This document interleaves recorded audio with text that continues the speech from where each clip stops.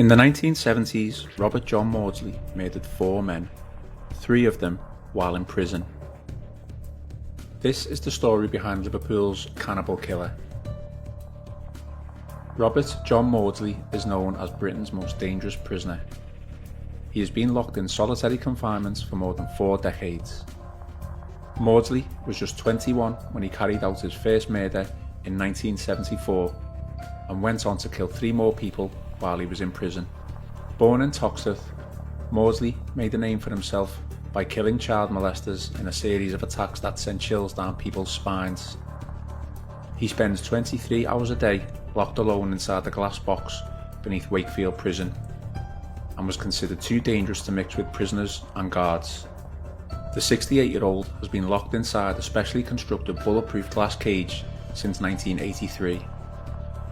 Maudsley was the 4th of 12 children. As a child, he suffered years of violent abuse at the hands of his father, egged on by his mother. At the age of 16, he fell down the hole of drug addiction and turned to sex work to earn money. It was here he met his first victim in 1974.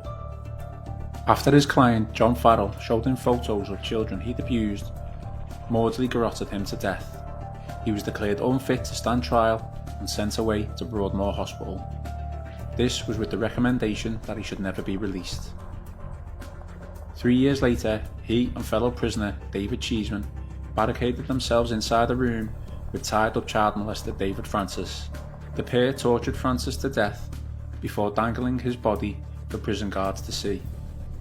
Maudsley was charged with manslaughter and moved to maximum security Wakefield Prison in Yorkshire. It was here he found his final 2 victims. In a murderous rage on July 29, 1978, Maudsley first strangled and stabbed Selmy Darwood, who was locked up for killing his wife.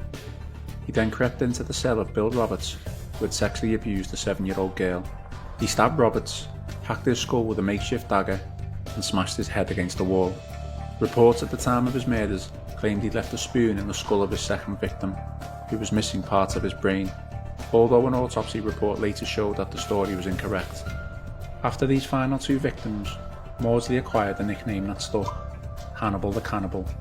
During his trial in 1979, Maudsley claimed he was thinking of his parents during his vigilante violence, wishing he had killed them in 1970. During a brief spell at Parkhurst Prison on the Isle of Wight in the 1990s, Maudsley met with psychiatrist Dr. Bob Johnson, who believed he was making progress with reducing Maudsley's latent violence.